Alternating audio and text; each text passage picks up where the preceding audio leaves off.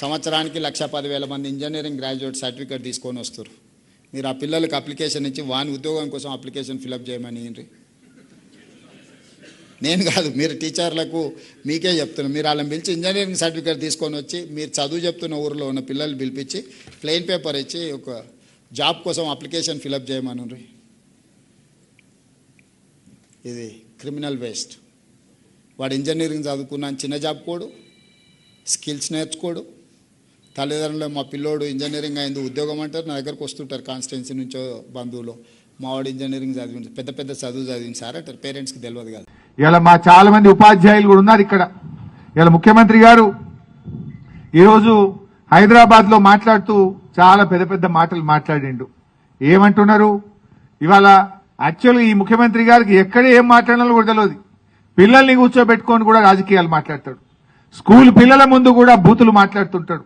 ఉపాధ్యాయులను కూర్చోబెట్టుకొని కూడా ఆ డగోలు మాటలు మాట్లాడుతున్నటువంటి సందర్భం ఇవాళ కూడా మాట్లాడినాడు.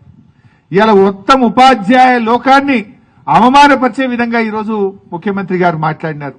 ఏమంటాడు? మీరు చదువు చెప్పిన పిల్లలు, మీరు చదువు చెప్పి ఇంజనీరింగ్ చదివిన పిల్లలు దరఖాస్తు కూడా రాయరాదు వాళ్లకు అని చెప్పి అంటే ఇలా చదువు చెప్పిన ఉపాధ్యాయ లోకాన్ని అవమానపరిచే విధంగా మాట్లాడినారు. ఉపాధ్యాయులు మీ సమస్యలేం అడగకండి, మీ స్కూళ్ల సమస్యలు ఏమని ఉంటే చెప్పండి అంటున్నాడు. ఉపాధ్యాయులు ఏం అడగద్దట.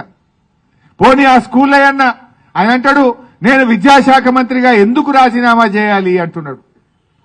ఇవాళ నువ్వు నిజంగా బాగా చేసినవా బాగా చేయలేదా అనేది నీకు నువ్వు కాదు కదా సర్టిఫికేట్ ఇవ్వాల్సింది. పిల్లలు ఇవ్వాలి, ఉపాధ్యాయులు ఇవ్వాలి, లేదా ప్రజలు ఇవ్వాలి. నువ్వే పరీక్ష రాసి నువ్వే మార్కులు వేసుకుంటావా రేవంత్ రెడ్డి? ఇవాళ స్కూళ్లలో మేము కూడా ఎమ్మెల్యేగా ఉన్నాం, చాలా స్కూళ్లలో పోతుంటాం. ఈ ఇయర్ స్కూల్ గ్రాంట్ వచ్చిందా అమ్మా? ఇప్పటిదాకా స్కూల్ గ్రాంట్ రాలే. చాక్ పీస్లకు కూడా స్కూళ్లలో పైసలు లేవు. స్కావెంజర్ ను పెట్టినా అని పెద్ద పెద్ద మాటలు మాట్లాడిండు. గత సంవత్సరం 3 నెలలు, అంతకుముందు 4 నెలలు, 7 నెలల జీతం స్కావెంజర్లకు పైసలు వచ్చిన పరిస్థితి లేదు. మన ఊరు మనబడి మధ్యలోనే ఆగిపోయిన పరిస్థితి.